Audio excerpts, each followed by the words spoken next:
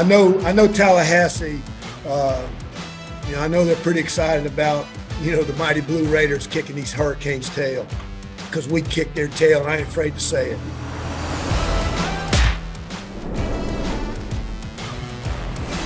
All right, another week, as you can see, the Middle Tennessee Blue Raiders getting things done.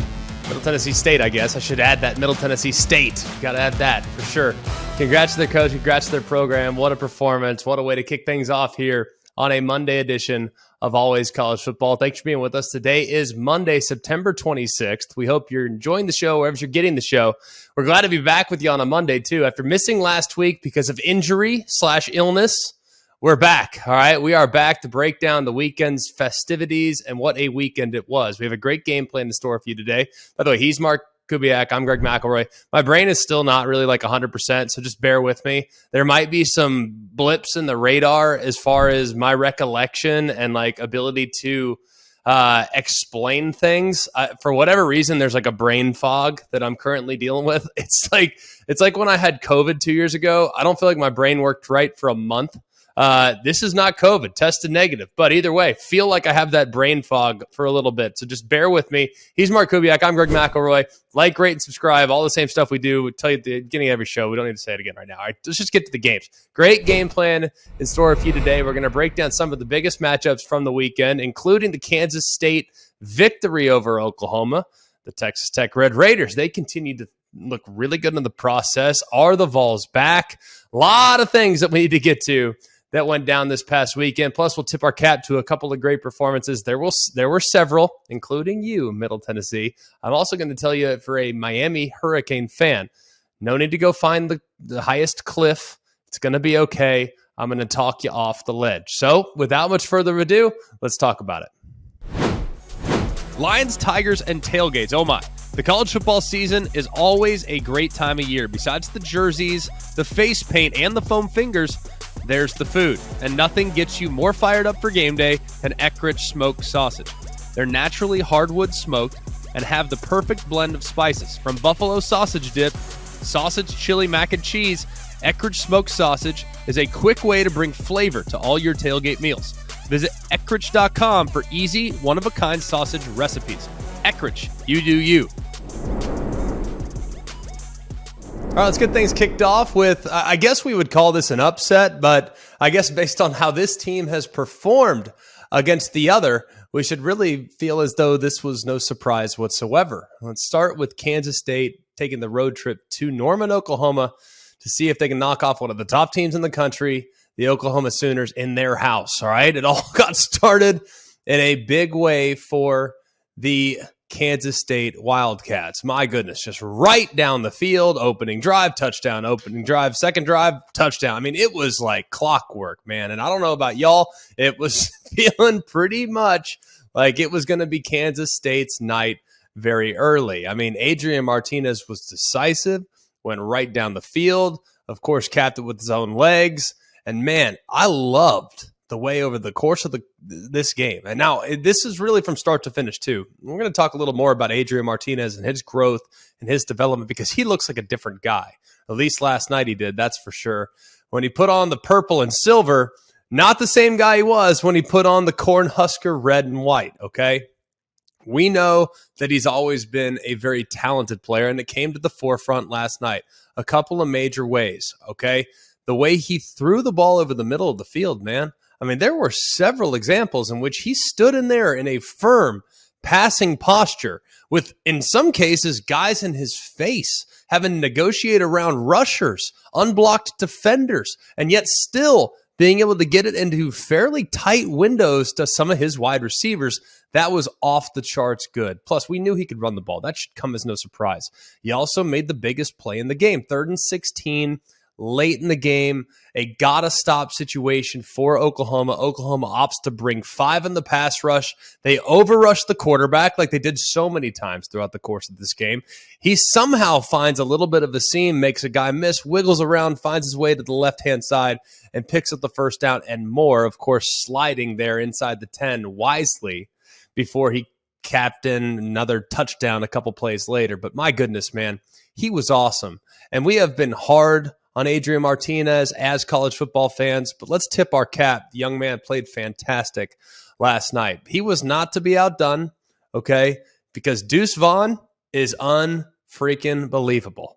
All right, I know he's tiny. I get it. It just looks odd from time to time, but my goodness, his legs move so much faster than everyone else on the field. And the way he just sets guys up and how sudden he is as he kind of hits that outside step, gets a defender to just jump just a little bit outside, and he almost runs almost underneath their arm in order to break a tackle as he surges forward. The guy always seems to be falling forward as well. He's so powerful, even though he's in a very small frame. The compact build allows him to deliver with leverage, and my goodness, he seems to do it over and over and over again. This really was a game of runs. It was really all about Kansas State. First couple drives, it came out, went right down the field, and then Oklahoma, I thought, had a really nice answer.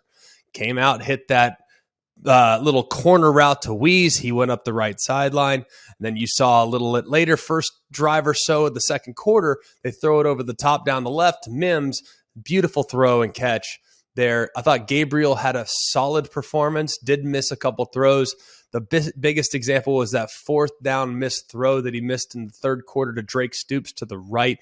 Had a little option route, threw it out in front of Drake Stoops, but I thought if he could have been more accurate with that throw, it might have definitely changed the outcome of the game. What does this all mean? It means that Oklahoma is still very good. I'm not going to come away from this game thinking that Oklahoma can do they can do nothing moving forward. They're done. They're still very good. We just know that Kansas State has been their kryptonite in the last couple years. 2, we know that Adrian Martinez can play winning football for you. All right, we know that. All right, we know that, and that we know that run game at Kansas State is going to neutralize a lot. We know they're going to neutralize an awful lot when they play against high-powered offenses. They can keep your offense off the field, and they did that from time to time throughout the course of last night's game. 3, we know the Oklahoma defense is still a work in progress. Okay, they got gashed time and time again. And I think what was most frustrating is that they kind of allowed things to happen time and time again. Like, you knew Adrian Martinez on that 3rd and 16, for example. Like, you knew, and I was actually listening to Toby Rowland and all those guys on the Oklahoma Sports Radio Network. I'm listening to them saying, hey, man, you better be smart with how we rush the quarterback here, because if we rush the quarterback too aggressively, he's going to squeak out. Well, sure enough, what do? Rush the quarterback too aggressively. He squeaks out, gets around the edge, picks up a major conversion. So we know the defense is a work in progress. Here was one thing I didn't know. I think the Oklahoma offense has some things they need to figure out as well. They committed to the run game early in the third quarter, and that was a nice thing to figure out, but they got to continue to do that, I think, more and more, because they're putting a little too much emphasis on the passing game, a little too much emphasis on big plays. They got out of rhythm on Saturday, and it definitely hurt them. I mean, they're sitting there 55 minutes into the game with 20 points. That's not good enough for a Jeff Levy-led offense. And it's not like they were going against the 85 Bears. They're going against good defense, but hardly a great defense there in Kansas State. So those are some big takeaways, all right? What does it mean summing it all up? Kansas State, there's a second straight win against Oklahoma. All right, that's significant. Kansas State is 6-5 at Oklahoma, in Norman, Oklahoma, in the last 30 seasons. The only team over the last 30 seasons with a winning record against Oklahoma on the road. That's Kansas State, all right? They also have 3 wins against Oklahoma since 2019. The rest of the FBS, everyone else combined, has 4. So it just goes to show you how much Kansas State has kind of figured out Oklahoma. And it's going to be a problem moving forward because Chris Kleiman certainly ain't going anywhere there for the Wildcats. All right, moving on to one of the other big games of the weekend involving top teams, okay? Florida and Tennessee. First big takeaway that I had, isn't it great to have Tennessee back? I'm not suggesting that they're going to win the national championship or anything like that. Like, it's fine. We'll get to all that. They certainly have a few things they need to iron out. There's no doubt about that. But wasn't it cool to see that scene in the pregame where you see the checkered kneeling, the fans are going nuts, you hear Rocky Top blaring over Gary Danielson and Brad Nessler. They're trying to break down the game. All I can hear is Rocky Top. It was really pretty neat, and the fans are into it, and the energy has returned to Knoxville for the first time, it feels like, in a while. So that was really, really exciting. Couple of takeaways in this game as far as where Florida's at. Let's talk about Florida quickly before we move on to Tennessee. I like that they were aggressive early. I thought that they kind of had to be going forward on fourth down, did do some nice things on fourth down to kind of give them a chance, but ultimately they didn't make enough plays on fourth down. That opening drive, fourth down 2, that was one that obviously kind of hurt them. Would have been nice for them to put some points on the board to get a little momentum and to at least reward their offense after a nice drive there early on. Another takeaway, Ventrell Miller is off the charts good. This defense is totally different when he's in the game. I know that they gave up a lot of yards and points. More on that in a little bit. That's more I think about Tennessee, but it's almost rinse and repeat week to week. When you watch Tennessee, they just get a lot of guys open. More on that in a minute. Ventrell Miller's off the charts good, man. I mean, he is so good for this Florida defense. So it was nice to have him back. He's got to stay healthy the rest of the way. He's got to be available at all times if this defense is going to be anywhere near where it needs to be. He has great instincts, does a great job of communicating, and is always around the football. I mean, it just feels like he's always one of the ones that's going to make a big play and has been really playing his tail off all year long. And then finally for the Florida Gators, Anthony Richardson did so many great things in this game. Look, he'd been beat up and he looked like a shell of himself there in the last 2 weeks. Did not look confident, did not look comfortable. Well, they got back into it using some design quarterback runs, and I thought he did a really nice job of responding by throwing the football and showing off some accuracy that had been missing the last couple of weeks, man.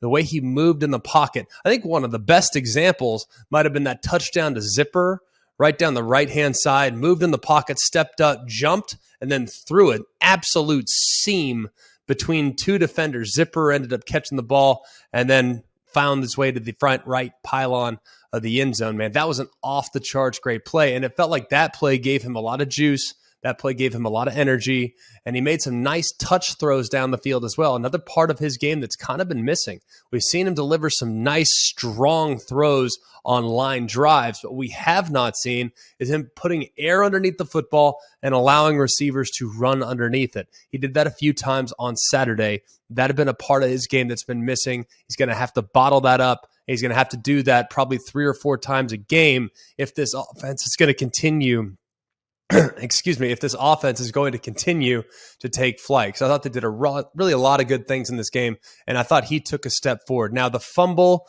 by Richardson in the red zone was significant, and that was the one area of his game I'm sure he really would like to clean up. But for the most part, if we're going to grade the entire performance, it was a really solid performance, a good bounce-back performance from Anthony Richardson. Let's go now to Tennessee. All right, they're the team we want to talk about. They're the team that won the game.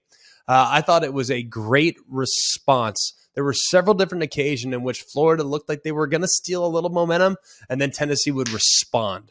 And I thought that showed a lot of maturity because ultimately every time Florida was playing with house money in the game, man. Like, what'd they have to lose? Hey, let's go throw our best punch at Tennessee. Like, they're the team who hasn't beaten us in 16 of the last 17 years. They're the team with all the expectations. They're the team that's finally breaking through. So all the pressure is going to be on the Tennessee sideline.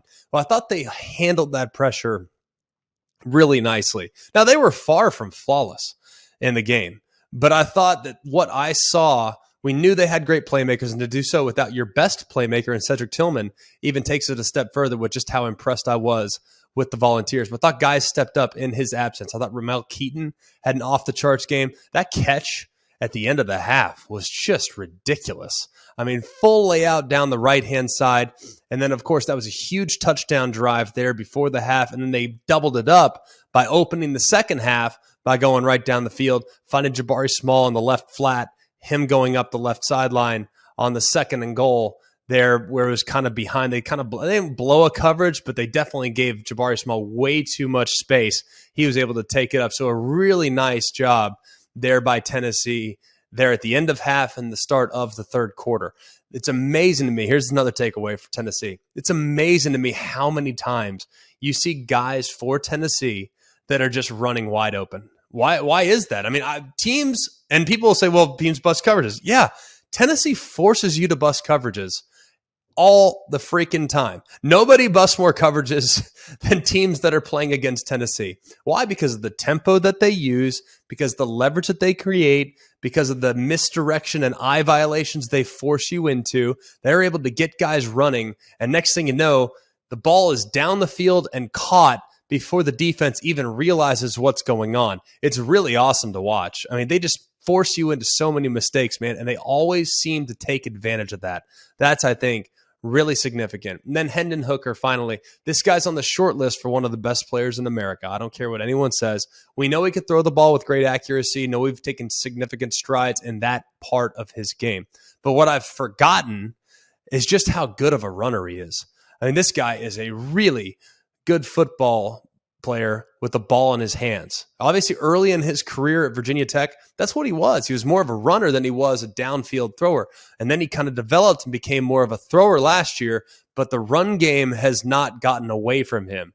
He became the third quarterback in Tennessee history to have multiple 100-yard rushing games. And I thought he did so beautifully this past week. The run around the left-hand side, a thing of beauty right there. And I just think it's so easy to become enamored with the downfield passing attack, and he does that amazingly well. But the rushing ability too, the multidimensional aspects that he brings to this offense takes it to a whole new level. So I think this team's really good. I think they're legit. The October, we're going to find out a lot about them. They got some tough games coming up. Obviously, games against LSU, a game against Alabama down the stretch, some other tough games that are coming up on the schedule as well. But I am very optimistic with what I've seen in the first month of the season from the Tennessee Volunteers. It's their first 4-0 start since 2016.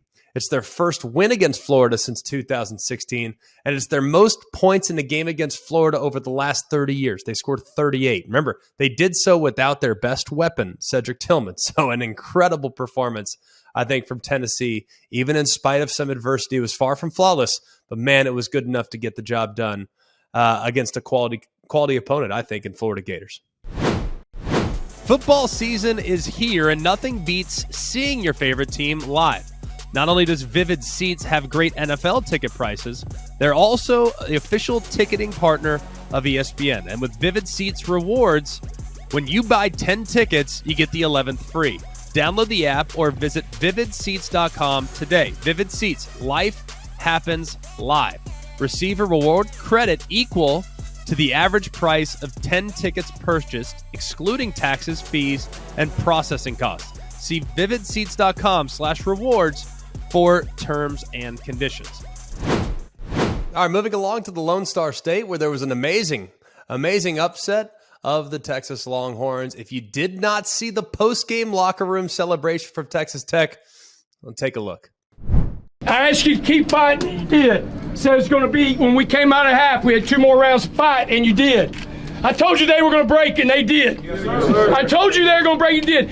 The reporter asked me at the end, says, what's it mean to win this game and beat Texas? I said, it doesn't mean anything to beat Texas. We're 1-0 in the Big 12. That's what it means. I'm telling y'all right now, the country's going to find out. Everything runs through Lubbock. Everything runs through Lubbock. Hey, we're the team to beat if we keep practicing to get better, if we keep practicing to be better players, if we keep playing and fighting for each other. And no matter what happens, we just say, what's next? That's all we do. Because at any point in that game, you could have quit, but you didn't. Because you are built different. And the more and more you believe that, the more and more this happens. Somebody turn on some damn music!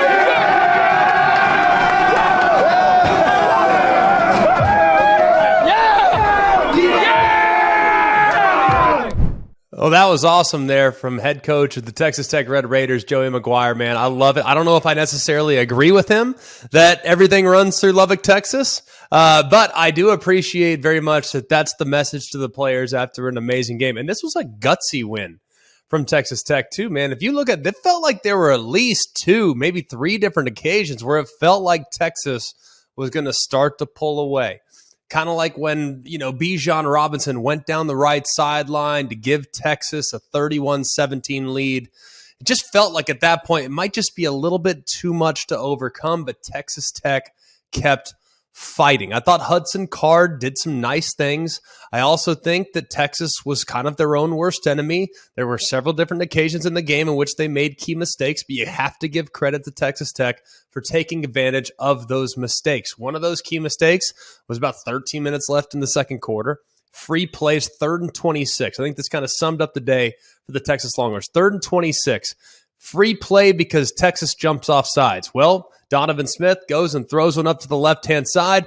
Pass interference. 3rd and 26 to now a 1st and 10 in Longhorn territory for the Red Raiders. It just felt like they continued to chip away, and they deserve remarkable credit for that. Of course, Texas's fumble there in overtime as well by Bijan Robinson, not something you would expect. But my goodness, let's give credit to Donovan Smith. He was terrific, made a lot of great plays, kind of avoided the critical mistake too. Thought there were a couple of moments too where in the second half of that football game, he was dialed in. There were even some incompletions, like that ball in the front left pylon of the end zone where he just put it right on the receiver where he was moving to his right. I think that ball should have been caught, man. Even some of the incompletions were unbelievably good throws. He threw for 331, 2 passing touchdowns, had 42 rushing yards and a rushing touchdown. It's his 3rd straight game with a passing and a rushing touchdown. That's the longest streak by a Texas Tech player since Pat Mahomes back in 2016. And we also want to give a little credit to Miles Price too, man. He's clearly become the go-to alpha dog wide receiver. 13 receptions, 98 yards. It's the most receptions by a Texas Tech player since Antoine Wesley back in 2018. So they took great advantage of, I think, some of the mistakes that Texas allowed them to. This was significant, man. Texas Tech's their first win over a ranked Texas team since 2008. You all remember that one. Crabtree and Graham Harrell down the right sideline. That was an incredible scene there in Lubbock, Texas as well. That was, I believe Texas was number 1 when that game went down. Texas Tech, conversely, was number 6. So the first time they've beaten a ranked team since that game. Texas Tech now is 2-0 in overtime games this year. Remember, they beat Houston in overtime just a couple weeks ago.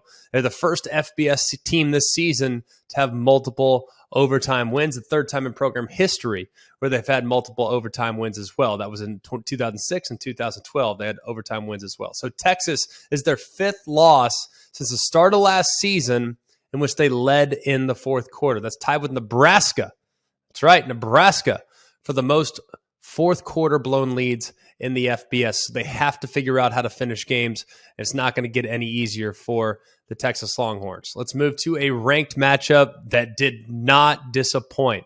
The Clemson Tigers and the Wake Forest Demon Deacons. You know I love quarterback play. This was the game for you if you loved it this past Saturday.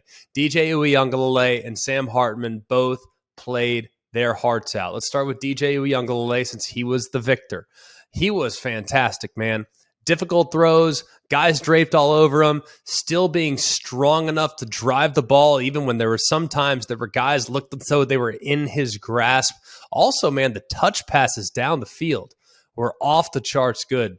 I also love, too, very much how he continued to feed his tight ends throughout the course of the game. It was clear that Clemson had a fairly significant advantage in regards to their length at tight end, working against the smaller, undersized second-level defenders and third-level defenders for Wake Forest. So they just kept, hey, where's 84? Boom, hit him. Where's 9? Boom, hit him. They did a great job of continuing to feed the length that they have at tight end. It's been a while now since it feels like Clemson has really utilized the tight end position in the passing game. Well, DJ Uiagalelei certainly made sure that that was no longer going to be something that they avoided when they turned to the air. Will Shipley was great, as always. He's always really, really good. So very, very impressed with what we saw from Clemson. Some things to iron out defensively. But, man, the more you look at it, you're going to say, well, look at the points given up. Get that. Understand that. Also understand, too, that the throws that Sam Hartman was making throughout the course of this game, not a lot of quarterbacks are going to repeat those throws time in, time out throughout the course of a game either. And Sam Hartman on his touchdown passes, and if you go back and look at all of them, look at every single touchdown pass that Sam Hartman had to throw, with the exception of the throw in overtime, the one over the middle where the wide receiver was wide open. That one was like, you know, he could have thrown that one left-handed. He could have punted it to that guy. He was wide open. All right, that was a breeze. But if you look at the rest of the throws that he had to deliver, down the left sideline, back shoulders, tight coverage, inside, making sure that they wall off the defender on the first touchdown of the game, right there, walling off the defender. Man, he was just off the charts good. I mean, I don't know what else to tell you, man. That was as accurate a performance as I've seen from a quarterback this year. And I'm not sure necessarily about statistically any of that stuff. I don't care about it. Might not be the highest completion percentage by any quarterback this year. But if you actually look at the next level accuracy, where this is a good throw, this is a bad throw, even though it might be completed, the areas that he was throwing and the way he was throwing receivers open, it might have been the performance of the year up to this point from an accuracy standpoint. Man, he deserves so much credit for the effort that he put forth. I also think his wide receivers deserve a ton of credit as well. Jamal Banks, we all know that Perry is off the charts good. This is a really quality group of wide receivers on the perimeter. They have great length, they have great speed, and they know how to make contested catches. Awesome group and a great performance. If anything, I actually came away from this performance having more respect for Wake Forest than I had going into the performance. What does that tell you? You know I like Clemson. You know I like their offense. I think DJ now deserves a ton of credit because we've been hard on him, and I feel like our criticism of DJ has been fair. He has answered every critic. No longer does he need to be looking in his rearview mirror thinking about Cade Klubnik or any of the other things going on at Clemson offensively. Their offense was awesome on Saturday. They're the reason why they won the game. But if there's one thing sometimes there are games where you come away from the game feeling good about both teams. That's exactly how I felt about this game. Both teams were awesome. Both teams have a chance to make a lot of noise. Both teams to continue to press on because it doesn't get much easier, especially for Clemson, as they'll take on NC State next weekend. Let's talk and kind of sum it up about some of the things statistically, some of the numbers statistically. Sam Hartman was 20 of 29 for 337 and 6 passing touchdowns. He set the school single game record and matched an ACC single game record. Also tied for the most passing touchdowns by any quarterback against Clemson. That's pretty dang impressive. The other thing too, Hartman, every single touchdown that he threw came against pressure, came against the blitz. That's the most passing touchdowns against the blitz in the game by a Power 5 quarterback since ESPN started tracking the information more than 10 years ago. So Sam Hartman, what a performance from him. Other numbers of significance. DJ Uiagalelei, 371 passing yards to go with 5 touchdowns. He'd never thrown more than 2 touchdown passes in a game prior to today. Prior to yesterday, or Saturday, whenever it was.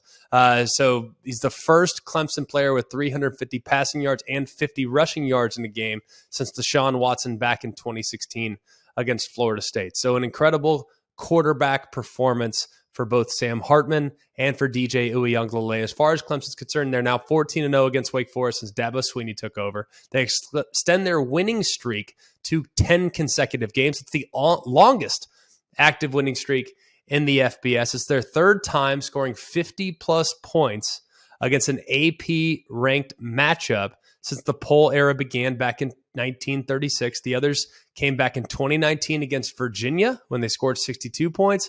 And then back in 1983, and who doesn't remember this game, against number 11 Maryland when they scored 52 points. Wake Forest has now lost 63 consecutive games against AP top 10 teams. It's the longest streak in the poll era, and the Demon Deacons' only win over an AP top 10 team came back in 1946 when they beat the Tennessee Volunteers. You know how I just told you that you can watch a game, one team wins, one team loses, but you actually come away from the game feeling fairly positive about both? Well, here's the opposite on this one. Texas A&M and Arkansas. I can come away from this game not feeling as good about either team based on what I saw this past weekend. Doesn't mean they can't still win a lot of games, but that was a cacophony of errors on Saturday night when these two teams were teeing it up. Got to give credit where credit is due. Texas A&M weathered the storm. It felt like the game was going to get away from them early. It felt like Arkansas was the more motivated team. They were the more focused team. They were the more physical team. It felt like all of that. Plus, in the first quarter of that football game, Texas A&M could not get out of their own way. And then finally, they get the worst field position of the day, worst field position by a mile. They're backed up on their own 6-yard line. Well, they hand it to Devon Achane. Next thing you know, Arkansas has 2 guys in one gap on the left-hand side. A-Chain's out the left-hand side, and he's out the gate, man. We know what happens when you get A-Chain out in the open field. He has unbelievable speed, unbelievable quickness, and it's just a matter of time throughout the course of a game before he gets a chance to find a seam, and he found one over and over and over again against the Arkansas Razorbacks. It was the best performance of his career. He had 159 rushing yards, a touchdown, and 123 of his rushing yards came before contact. That's also a career high, so credit to the offensive line as well, but also credit to A-Chain finding that space and getting out on the edge and not getting touched, because if you allow him to get momentum, it's a wrap. He's going to beat you up. But the big part of this game really flipped on its head when KJ Jefferson, going on a quarterback power, is reaching and extending, trying to get over the pylon. Next thing you know, the ball is jarred loose by an A&M linebacker. It's picked up by Tyreek Chappelle, and he runs it around to the left-hand side. He gets held up there by Rocket Sanders, about to make the tackle. Everyone thinks the play is over. Huge play nonetheless. A&M has the ball on the 30-yard line. Great play by the A&M defense. Well, a great play becomes an incredible play when Chappelle hands it over to Damani Richardson in a handoff, and then Damani Richardson goes around the left sideline. Jimbo Fisher couldn't figure out what was going on. Nobody could figure out what was going on. But what a heads-up play by Tyreek Chappelle to be able to create that opportunity, and the defense basically having a 21-7 score erased and turning it into a 14-13 ball game. Of course, they mixed the extra point a couple minutes later, but either way, it was an insane turn of events, and one that Arkansas had to be kicking themselves for, but one that A&M deserves incredible love for. That was great heads-up play there by the A&M defense. KJ Jefferson, after that moment, kind of went into a slump. The team really, in and of itself, kind of went into a slump. It felt like A&M kind of churned away at it. Of course, they started to open up a little bit more of a lead, got a 9-point lead, started to pull away a little bit. Arkansas did a good job of getting back in the game and making it competitive, cutting it to a 23-21 ball game.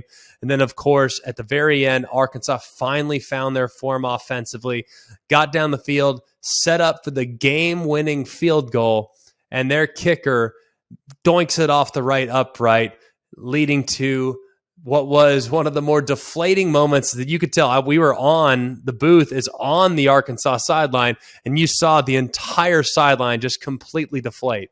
So it was really a game that was full of errors. A&M made them all in the first quarter. A&M made them all, really a decent amount of them, and they're in the first half of the second quarter. And then Arkansas made a ton of mistakes for about 2 quarters, from about the middle of the second until about the middle of the fourth. And then A&M played great in that stretch. And then Arkansas played great. A&M played terrible. And then ultimately Arkansas made another big mistake by missing the field goal. It was really all about errors. That's kind of been the story of A&M's season. However, they have weathered the storm. That's A&M's 3rd straight win over a top 10 opponent. They beat number 4 Florida back in 2020. They beat Alabama in 2021. That's the longest streak in the FBS. The other team that has won 3 straight against top 10 ranked teams, that would be the Baylor Bears. Both teams have won 3 consecutive games against top 10 competition. A&M trailed 14-0, like I alluded to in the first quarter. So their comeback is the largest comeback against an SEC opponent since 2017. That was also against Arkansas when they trailed by 14 there in AT&T Stadium. So a crazy wild game, but one that shouldn't really surprise us because it's A&M and Arkansas, and that game always seems to be chaotic. I'm all Middle Tennessee, but I can promise you my phone's blowed up with text and whatever from my Florida State pals. I had a couple of my former teammates here tonight, watching the game, and, a bunch of my former teammates and all that text me before the game, good luck, and kick their tail and all that kind of stuff.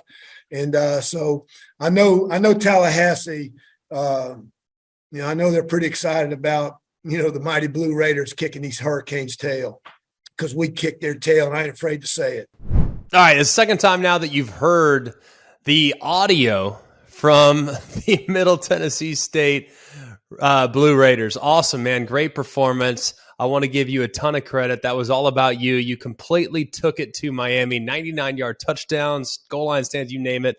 Just an awesome, awesome job there by Middle Tennessee State. As far as Miami's concerned, don't jump off the cliff just yet, all right? We have seen this so many different times over the course of college football history. I'm not suggesting you need to feel good about what transpired yesterday, all right? I'm not.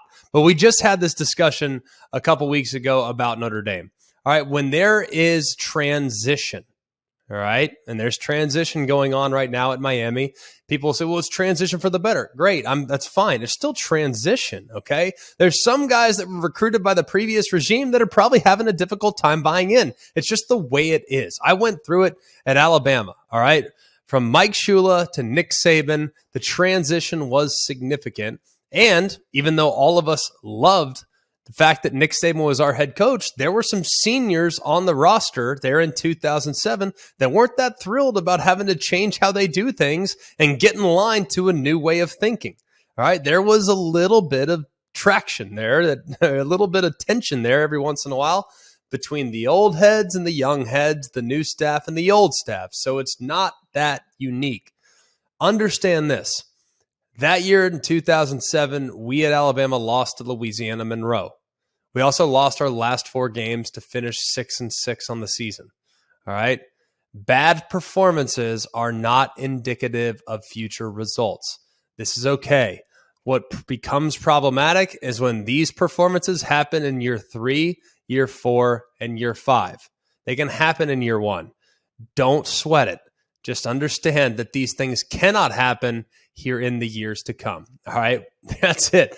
As far as my conversation about Miami is concerned, hang in there. Don't panic just yet. You still have the right guy. And don't listen to the low-hanging fruit nonsense about Mario Cristobal not knowing what he's doing. He didn't take stupid pills overnight. He's going to get things going over there. It just might take a little bit longer than you originally thought. Let's give our little golf clap to a few different teams this weekend. I want to give a shout out to the Baylor Bears' 5th straight win in a Big 12 conference opener. They are 9-1 in their last Big 12 conference openers. They also had a couple of great defensive takeaways. Blake Shapen did a pretty good job. 3 passing touchdowns, career high passing touchdowns, of course, matching last year's Big 12 championship game. So I want to give a shout out to Baylor. I did not think you'd win, but I think that you did a great job going on the road, being ready to play against a quality Iowa State football team. I also say the officiating in that game, hot garbage. All right, get that thing figured out, Big 12, because that was embarrassing. All right, the Ohio State Buckeyes. All right, tremendous performance going up against a quality defensive football team. It didn't matter. Travion Henderson, Mayan Williams, both going for over 100 yards. Just really amazing. I mean, we all know that the passing attack's going to be off the charts good, but to now have 2 backs, and I know Travion Henderson is going to be good, but the emergence of Mayan Williams, I think, has been a really nice thing. He's a physical runner. He's a tone-setting runner, and he's the type of back you want in the backfield there in the 3rd and 4th quarters when you're trying to churn out hard yardage and land body blows against the competition. The USC Trojans hung on. They're 4-0 for the first time since 2020. First time with a perfect record through September since 2010. Think about that. It's pretty wild. It's been a while since they were undefeated in September. The 2-minute drive was a thing of beauty. It was a great second effort there on the 4th and 6. Great job by the USC offensive line, pushing Caleb Williams over the line to gain there at midfield there on the 2-minute drive, because it looked like he was going to be short, but the USC offensive line would not be denied.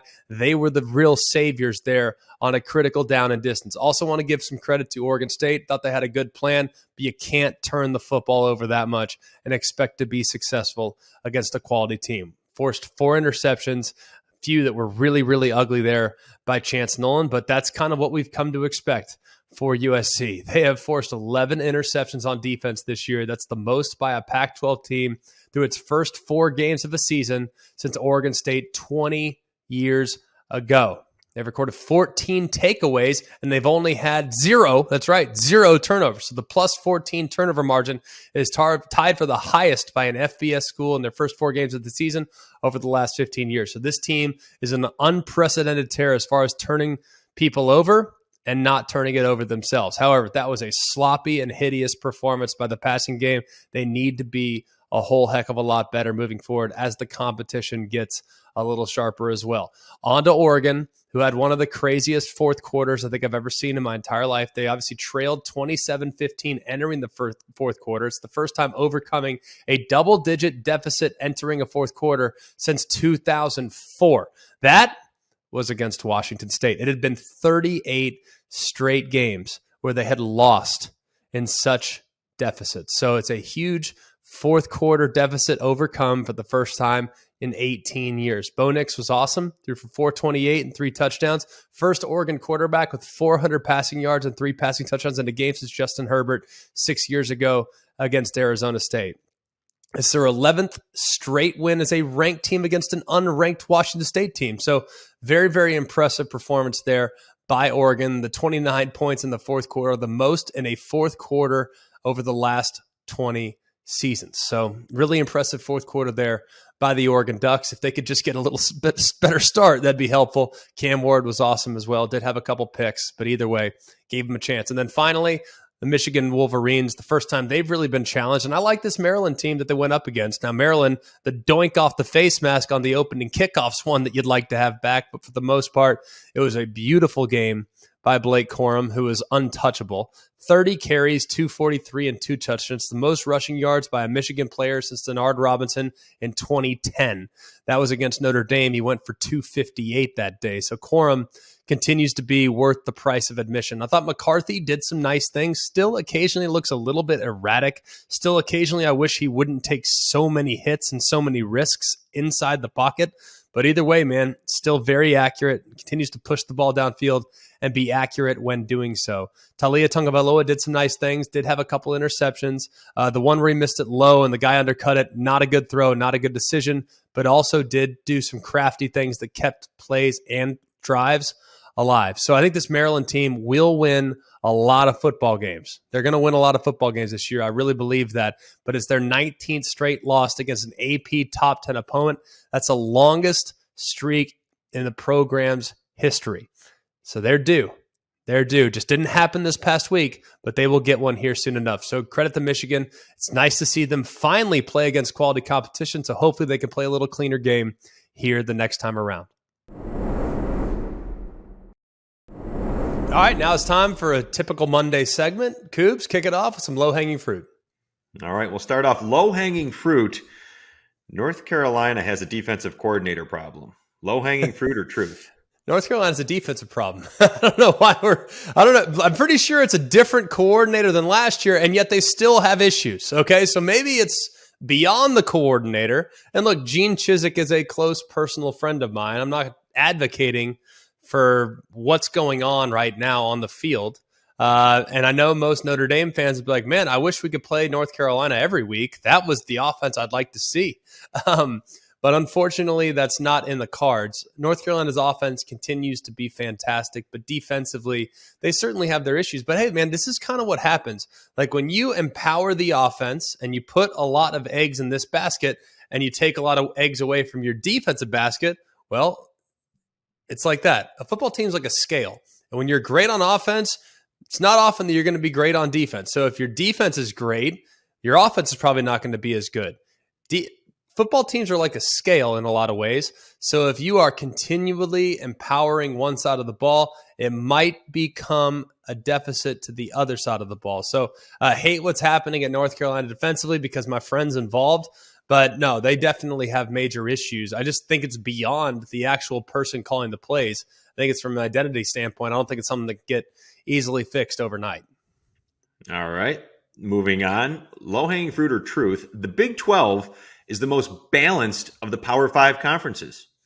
Truth. Well, we've been saying that. We've said that, I believe, Coobs. Now, we can go back and check way back in the July episodes and the August episodes. We were telling you that I believe there are 8 teams in the Big 12 that might be able to win it. And that there would be the deepest league in college football. Now, that is also because we didn't believe that the top of the Big 12, there was going to be a runaway. It wasn't like, for instance, the Big 10, where it's Ohio State and a wide gap and then everybody else. No, in the Big 12, it felt like one could lose to 8 and didn't really matter who 1 was or who 8 was. It just felt like the group was much, much closer together. I think it's the deepest league. I believe that. Now, that is a problem when trying to evaluate possible playoff contenders, but who cares about that at this point? But it's a great thing when you're thinking about having competitive outcomes and shocking outcomes and great matchups and great games on a week-to-week basis. So, yes, the Big 12 this year is probably the most entertaining league, and it might also lead to the most chaotic results. So, bad for their playoff candidacy, but awesome for our week-to-week consumption. It'll be interesting to see how that levels out. Probably going to have a 2-loss conference champion. We'll see how that might be 3. Right. Nothing would surprise me at this point. All right, last one here. Low-hanging fruit or truth. The upsets through the first 4 weeks have made college football better. Truth. The best part about college football is the rivalries. That's the number one. All right. No doubt about it. Rivalry games are the best part about our game. The second best part of our game is the unknown nature and the what if that you have every single Saturday. Just what if? No doubt. Like, you don't know what's going to happen. Like, yes, there are some teams in which there's very little drama on a week-to-week basis. Like, I don't roll into an Ohio State game thinking, well, I think you roll up to an Ohio State game and I wonder if they'll be close today. You don't wonder if they're actually going to lose the game. There might be 3 or 4 occasions on a regular season schedule where they might have a chance, if they play horribly, to have a close game. Same can be said for Alabama. Same can be said for Georgia. But outside of those 3, anyone can get anyone. And that's the beauty of the transfer portal, because, yes, while guys are transferring up, there's also guys transferring down. And you see teams like Appalachian State. You see teams like Middle Tennessee. You see teams like Miami, Ohio. You see teams like Marshall. You see teams like that pulling off remarkable upsets. So, yes, without question, this has been a phenomenal season. It's not going to change. It's not going away. And the upsets will continue to be one of the most exciting parts of our game. Every college football season, Goodyear knows the importance of winning on the road. The road will always demand confidence, the confidence to handle whatever the journey brings and to perform under tough conditions. And just like the players and the fans of college football, Goodyear is ready. Are you ready for the road? Visit Goodyear.com to find the right Goodyear tires for whatever road you're on this season. Goodyear, more driven.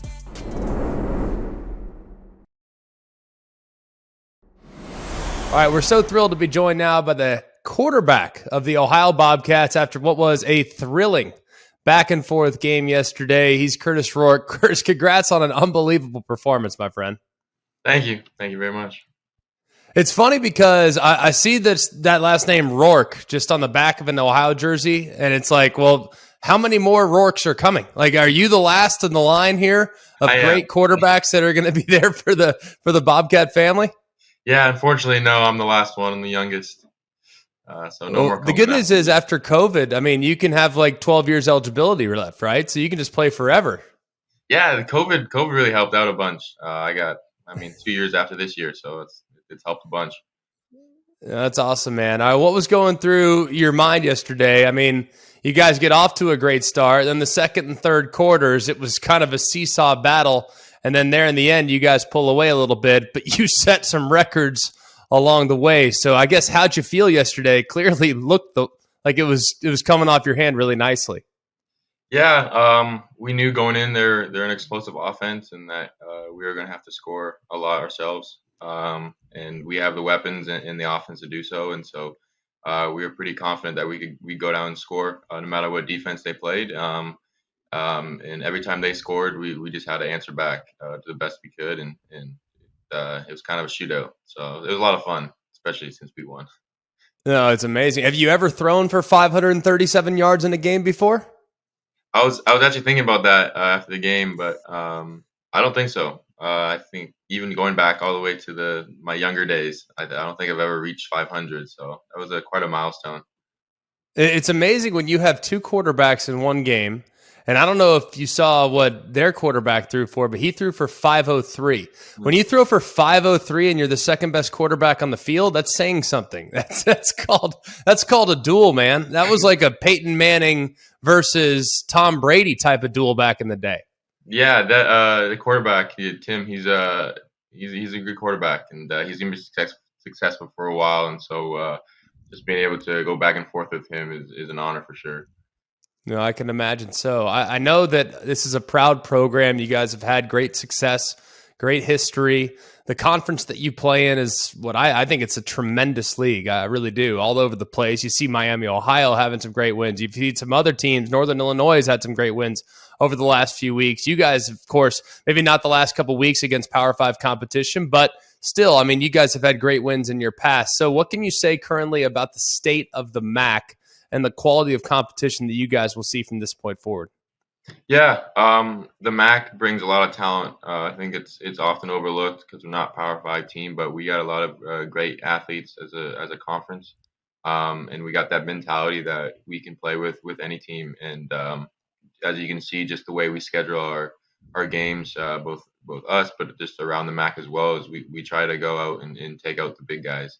And so I think that's a test to the confidence we have in our teams and ourselves.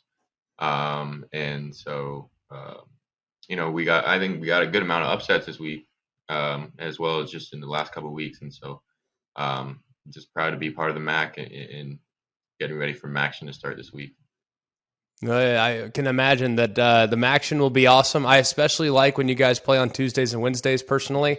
It covers up the hole in my life that exists on Tuesdays and Wednesdays, so we appreciate you guys filling that void for us. You like the Tuesday game? Yeah, it's definitely interesting. Never experienced that ever before coming here. But it's one of those things where you go to class all day and then you have a game that day, and it's something that's you never get, but it's a lot of fun. It's nationally televised. A lot of people get a lot of exposure, and that's what a lot of guys like to see. No, I love it. You're from Canada now, right? So Yes. Did you grow up playing Canadian rules football, or did you play up growing American rules football? Yeah, I played full Canadian rules all the way up until I got here. So it was kind of just a little Really? switch. It was a switch. So your first experience of playing American football, hey, you got 4 downs to go 10 yards.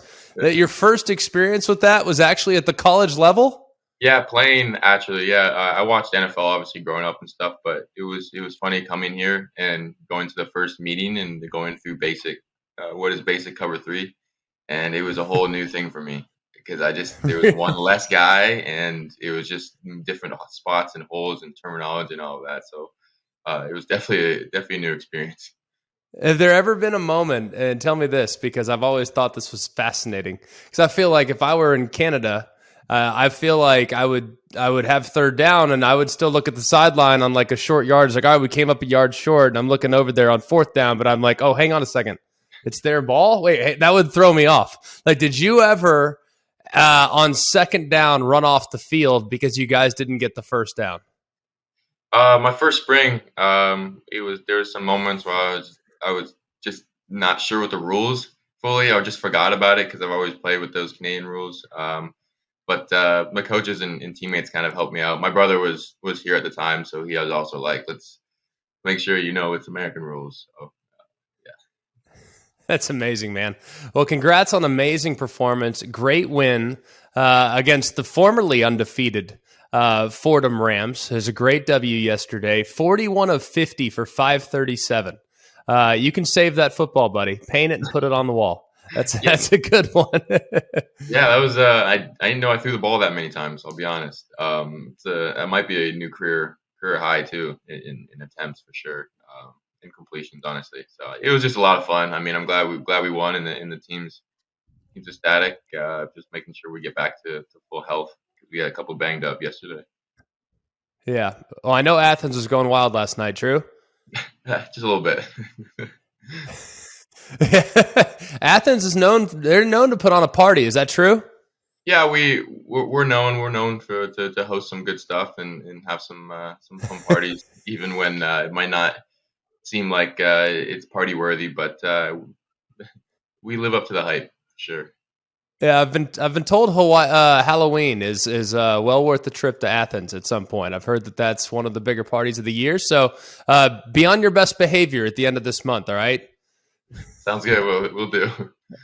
All right, man. Congratulations. Congrats on a great win, and good luck starting Maction next week. Appreciate it. Thank you very much. Hey, thanks for being with us. Great to be back with you here on a Monday. It is awesome to talk college football. We'll do it all week, and we're going to have great guests along the way. Dino Babers scheduled to join the show later this week. How about the Syracuse Orange? They're rocking and rolling. So we'll talk a little bit about them a little later in the week as well for all of our friends that are in the broadcasting world. Yeah, we're going to talk a little Syracuse. All right. Another, God's gift of broadcasting school. I get that, but we're going to talk a little Syracuse football. All right. So we're going to talk a little bit about that. We appreciate you being with us. Please like, rate, and subscribe. It's awesome. We appreciate the interaction. It helps us out. It helps the show out. Hit us up on our social media at alwayscfb. Hit us up in our email at alwayscollegefootball@gmail.com. We really, really appreciate it. Thanks so much for being with us. For all of us here at Always College Football, he's Mark Kubiak. I'm Greg McElroy. We hope you have a wonderful day. We'll talk to you tomorrow. Because remember, it's always college football.